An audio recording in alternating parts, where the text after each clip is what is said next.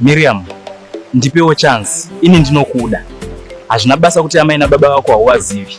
Ndinokubetsera kutsvaga hama dzako kuti sisi wangu anonzi Sera. Saka ndinofanira kutsvaga nezita iroro sezvo amai nababa vakunzi vakafa. Ndozvandiri kufunga kuti ndotanga kukupa.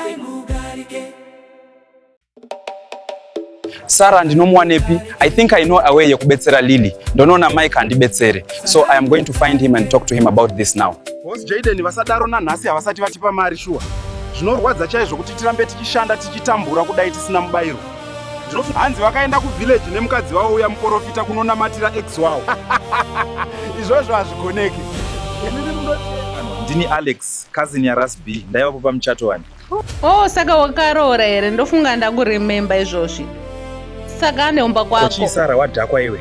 Wati unani kuno, ndiri kunetseka kuona wakadaro. Sara, usaenda kusvimbo dzakadaro futi uri wega. Zvinani ufambe naRasby. Driver wakanyarara Alex. Kana chikunetsa ndiburitse pano ndifambe netsoka ndakukumbira kuti ndiendese kumba. Handambokukumbira saka unogona kungonimisa pano.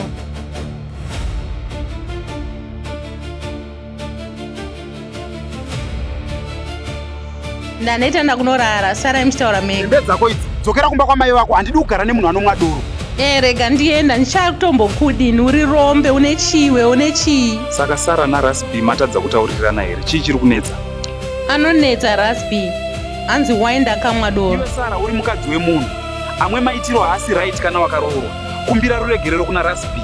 Nekuti zvawakaita hazvina kunaka. Pana Alex, ina ndikumbira ruregerero. Asi watumwa naRasby. Siyana ndagara ndichatomuni, toda totsvaga samwana ari nani.